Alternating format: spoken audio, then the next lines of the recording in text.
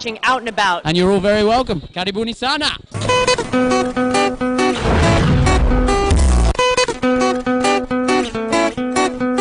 Catch up with all the entertainment in Dar es Salaam and beyond on Out and About every Saturday.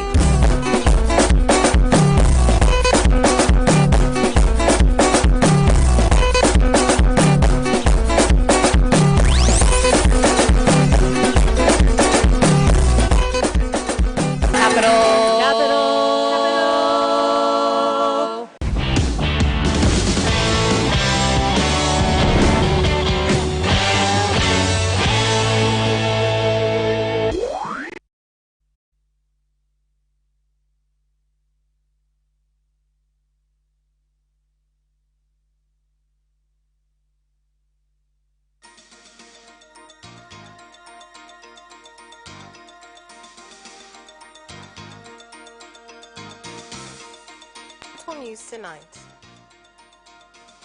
President leads thousands in bidding farewell to the executive chairman of IBP Group of Companies, Dr. Reginald Mengi at Karimjee. 11 killed in Kenya by militants from Ethiopia.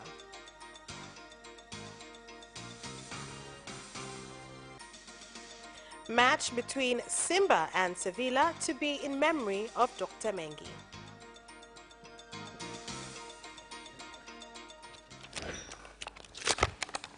Good evening. This is Capital News at 9:30. My name is Vanessa Victor. Let's get started with the national news.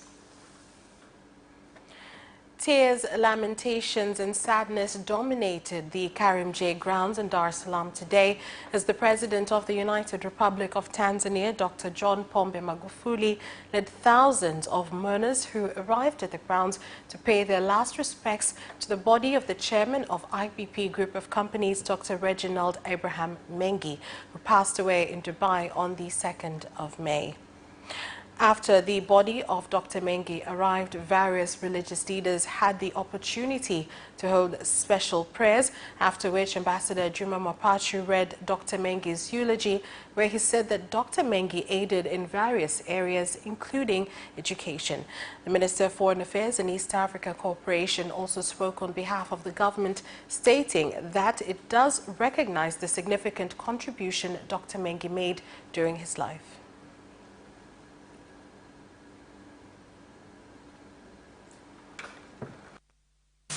Maana Dr. Mengi kwa lugha Kiingereza. Dr. Mengi was standing in the society and of business success in our nation and the whole of Africa. Dr. Mengi's success and mindset was God-gifted. He put God first in everything he did. Dr. Mengi rejected poverty. It bothered him so much to see people living in poverty in a country blessed with so much wealth. To him, this was as a result of a lack of good and robust policies as well as social services, especially in health and education. He was so grateful when Honorable Magufuli came to power and started to transform the system so people could have a better life. Tunatambua mchango, upendo wa dhati. We acknowledge his love and willingness to give, which was beyond measure, which Dr. Mengi showered those who worked for him, but also for many years. It is clear that his passing and the companies he owned, Honorable President and mourners, all of us have received news of his passing with great sadness because it was sudden. Na hali hiyo inatokana na ukweli kwamba kifo cha Dr. Mengi kimekuwa cha ghafla mno. Condolences were offered by representatives from various organizations as well as the international community who knew Dr. Mengi either professionally or personally. Some people with disabilities who arrived to the grounds did not hesitate to also express their feelings, while various choirs and musicians sang songs to console the mourners. Naomba niseme kwamba ametuachia wosia mkubwa wa Tanzania. Dr. Mengi has left a big legacy to Tanzanians through his book titled I Can, I Must, I Will, released recently, which gives us a guide on how we can be successful through entrepreneurship. Dr. Mengi showed us that it is possible and that we must not despair even if we come from poverty, just as he was able to be successful. To all development stakeholders, a better way to honor Dr. Mengi's life of service is all of us to play our parts so as to take his dreams and good deeds to a higher level. We have lost a great man. We should remember him for many things. We should remember him for his development contributions to the nation and his vision of his book, I Can, I Must, I Will, the spirit of a success.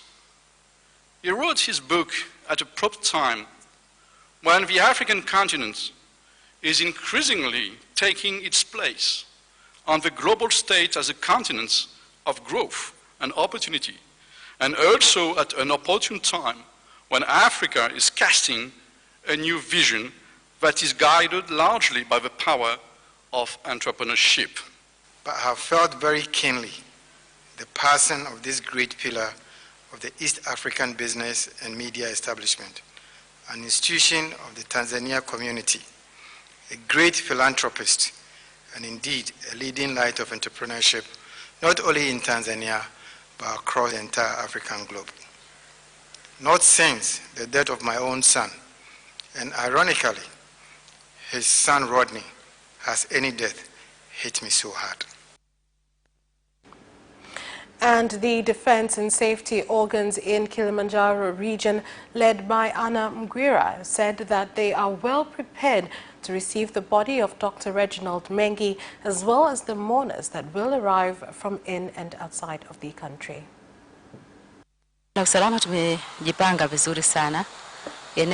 Security-wise, we are prepared. The barrier area is not that big, and various groups have brought in requests to my office to allow the body to be brought to town so mourners can say farewell to him from there, and if it is possible, for the burial service to take place in town too. So yesterday I received news from the bishop's office that the service will be held in town and mourners can bid him farewell from there. This means that there will be less congestion at home. The plane will leave at 8 and arrive at Kilimanjaro International Airport at 9, after which preparations will be made to transport the body to his home village, where the body will stay until the following Thursday morning. The body will be taken to town diocese, whereby mourners will be given the opportunity to pay their last respects, after which a funeral service will take place.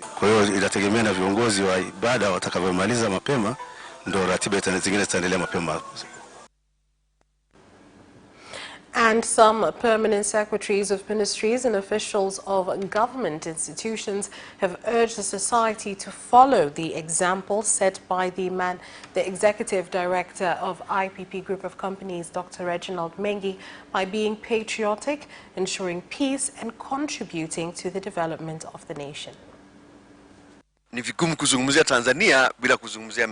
It is not possible to talk about Tanzania without mentioning Dr. Mengi.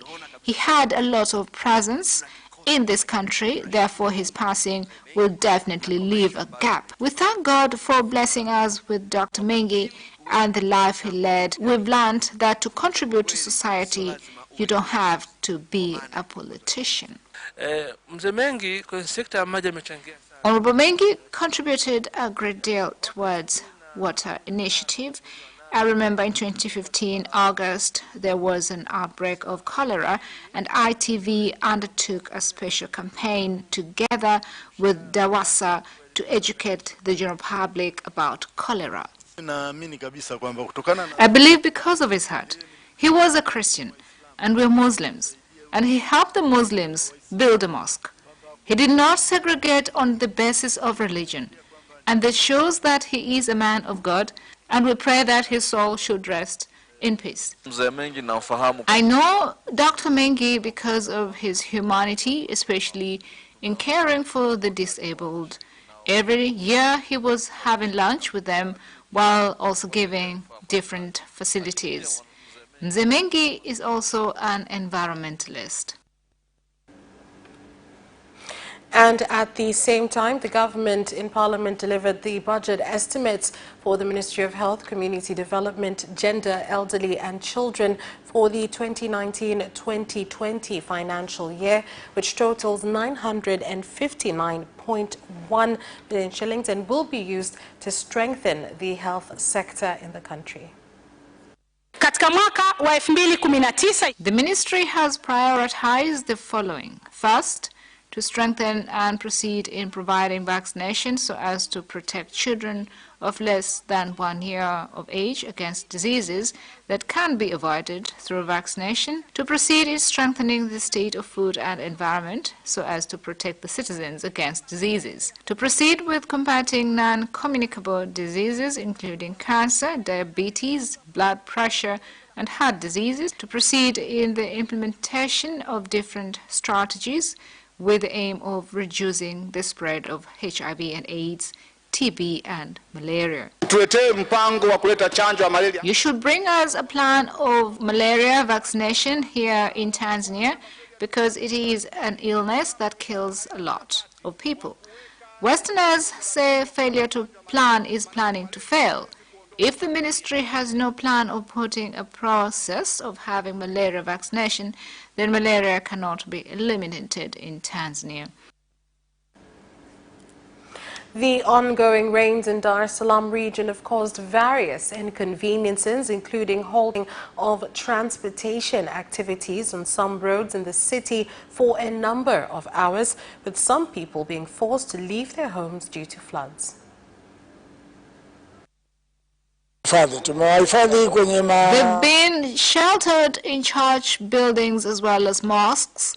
Madrasa classrooms have also been used. Our member of parliament has given some assistance of which we can start with, but we don't have any other form of relief unless those listening to us right now could come and help us, especially during this period of fasting. The government plans to work on the Msimbazi Valley, of which we are grateful, but still there are some minor challenges that need to be addressed. Traffic is very slow. This morning I left my house at 7 to go to work, but up to now I've not yet arrived. The infrastructure is very poor. Today traffic is moving very slowly. There is a lot of traffic on this side as Morogoro Road is temporarily closed. I left home at 8 a.m. heading to Kariakoo, but you can see the traffic is moving really slowly.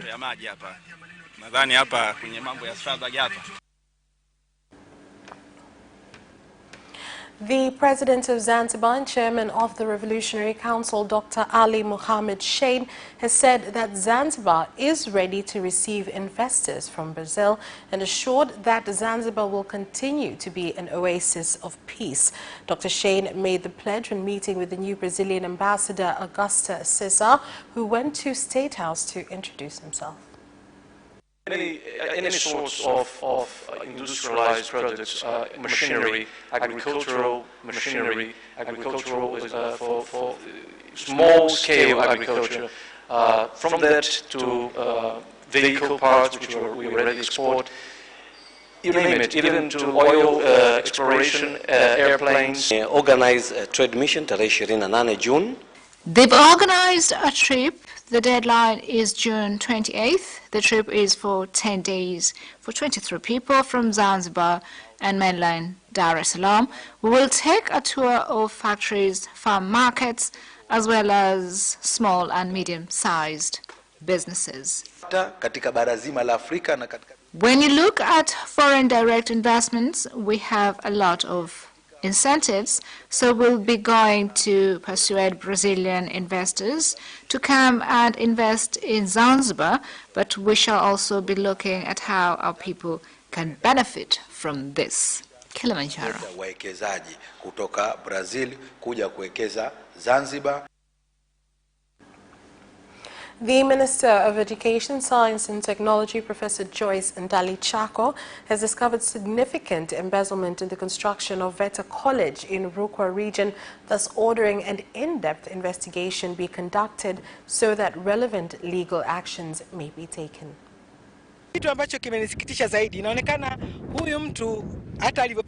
I'm distressed most about is it is possible that the way the engineer was awarded this contract is suspicious, because all the names listed on the contract as responsible for the supervision of the project, no one has ever visited the site. Those who were brought in came without involving VETA. There is still the problem of some engineers not being honest. You award a tender to someone, yet you have to follow up on his progress. The college will bring a revolution for Rukwa region once completed, although at the moment there are some minor challenges that we are addressing. And that's all for national news. International news is next.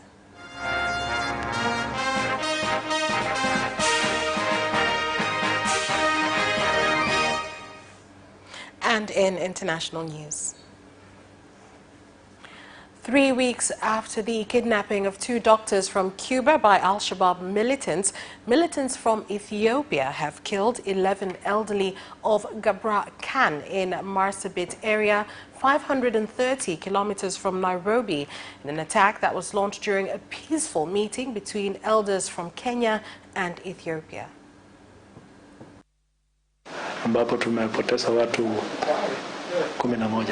We have lost 11 people in 2 different incidences. It is alleged that 2 elders from Kenya were heading to a border meeting between them and their fellows from Ethiopia, whom were killed on their way there.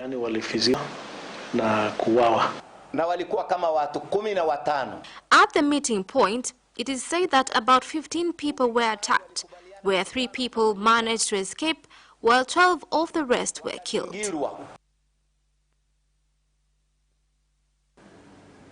With just a few hours left for South Africans to vote to elect a new president, the observer for the African Union for 2019, retired President Dr. Jakaya Mrisho Kikwete, has called upon citizens in the South to remain united throughout the elections and even after. One open observation is that in a number of our countries, when you get so close to elections, there will be a lot of tension within the country, but there is no tension here. You know, there is no tension. There is competition, fine, very intense competition, but there is no tension. So I think this is one of the good examples where you can have competition without tension, you can have competition without fighting. This is that's the general thing I'm saying. The atmosphere is calm. There is no tension. It's peaceful, and that's a big plus. John Pombe Magufuli reacted immediately after the cyclone in Mozambique and other regions in the southern region. Through the Minister of Foreign Affairs of the government of Tanzania, we managed to support food, tonnage, and medicine to the victims of the cyclone. So I just wanted to put this in the record so that to show the solidarity and the spirit of African people when we have such a disaster. The naval force in the Democratic Republic of Congo's Kivu North has asked the new president to provide them with equipment that will aid in rescue efforts on the lake where accidents have been constantly occurring. Here we are about 25 people. So far, we don't know exactly the number of people that have been rescued. We reached the coast and went to Kibera. After reaching Kibera, the boat stopped for offloading goods and people. From there, we were all instructed to put on life jackets. After 30 minutes, the boat started sinking. And that's all for international news. We'll be back with business news after this break. Watch Business Edition as we talk to business leaders and experts in sectors that are transforming Tanzania's economy. To be rich, I have to be a business person. It's not an easy road at all. People need to understand. You must quickly think, how cost effective are you going to be? Business acts as a way in which it can bridge that gap. Business Edition will keep you informed on latest developments in the financial sector, extractive industry, tourism, agriculture, energy,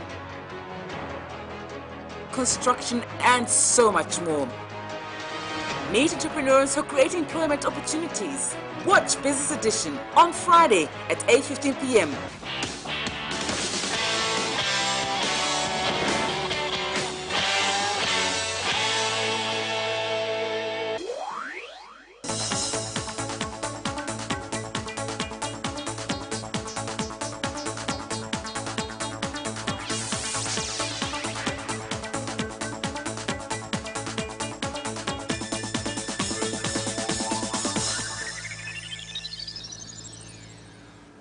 Welcome back, and in business news.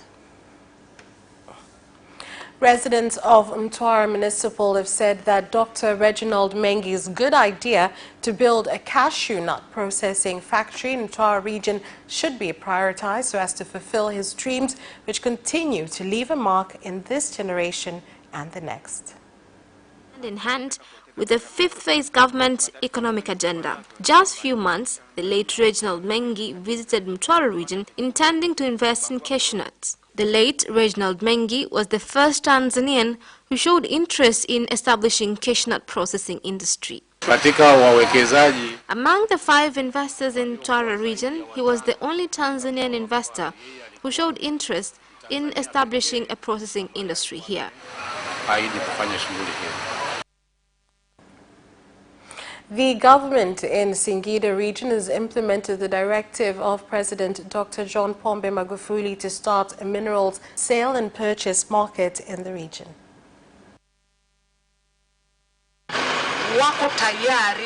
Some of them are ready to sell gold here, but I am calling on those responsible in gold business to take charge fully. This is not politics. Rules and regulations must be followed. Our miners here are facing many challenges. However, the launch of the market has opened doors for us to bring our gold at an established legal market so as to increase economic growth of our nation. Tanzania Bureau of Standards, TBS, has met with over 50 customs agents at Namanga at the border between Tanzania and Kenya to provide them with knowledge on how to identify substandard as well as fake goods, with agents complaining of the behavior of neighboring Kenya delaying permits for Tanzanian goods that seem to be competition in their countries. This seminar is focusing on importers and exporters of goods in the country who users Namanga border are aware on issues of quality. Michael is that TBS should contact KBS so that they can also improve their efficiency just like their fellows in Tanzania, because East African countries are now one. Even services provided should come to par from one country to another. And we end with business news there. We'll be back with sports after this break.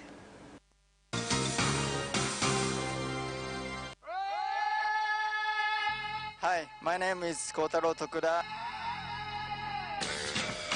What's up? My name is Céline Garnier. I'm John Barnes from Liverpool Football Club. They're here. hop, hip it, the hip it, the hip, hip, hop it, don't stop the rockin' to the bang, bang, boogie, say up, jump the boogie to the rhythm of the boogie to beat. Now watch you here. I'm watching Sports Gazette. I'm watching Sport Gazette. And you're watching Sports Gazette. With Sebastian. With Sebastian. Peace out. Yes! And you can also watch Sports Gazette for highlights and interviews regarding sports. Do not miss Sports Gazette every Wednesday at 7 p.m. only on Capital Television.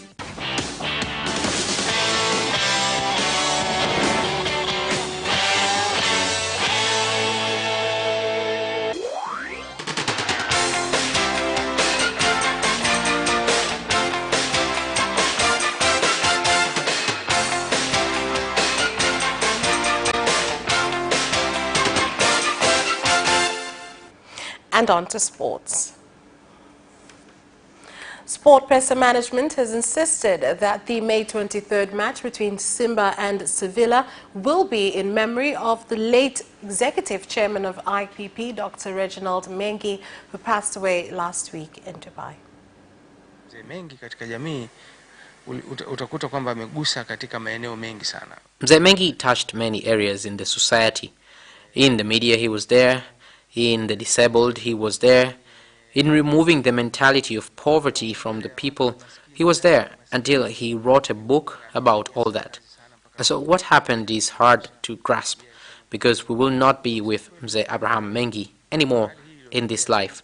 In the game against Sevilla, we will have a minute silence to remember him. The Football Federation, TFF, has set aside $1 million for the renovation of 10 stadiums that are used in the Premier League.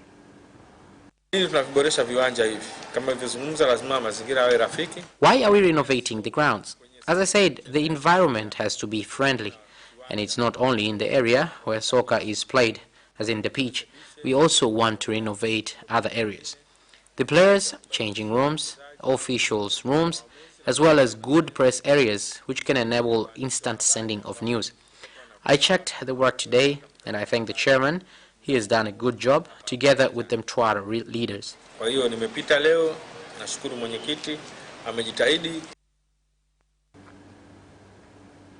Luis Suarez expects a warm reception on his return to Anfield and has claimed there will be no repeat of his camp, no celebrations, should he score against Liverpool in tonight's Champions League semi-final.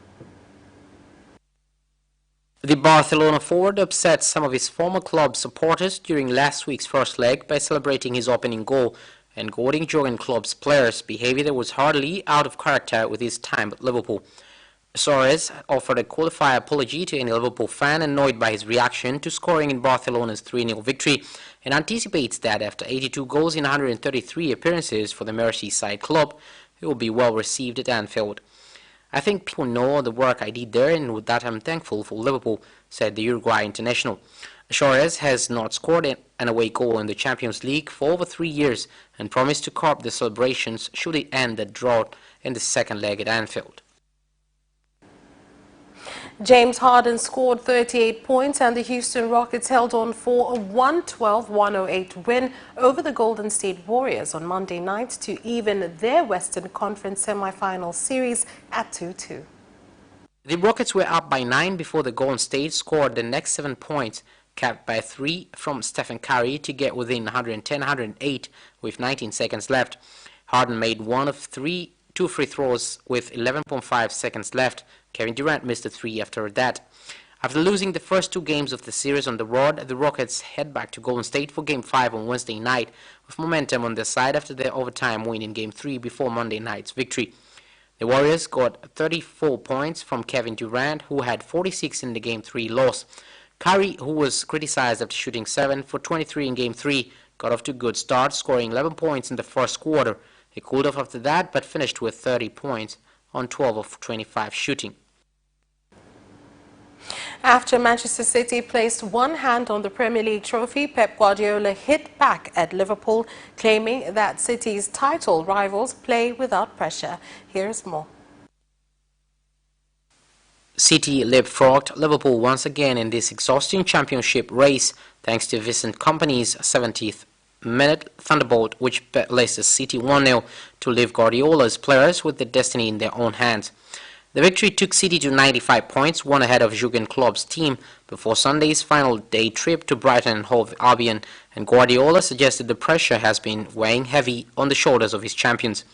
The 1-0 win was City's third in their last 4 games, having also beaten Tottenham and Burnley by the same scoreline, and Guardiola praised the control exerted on the game.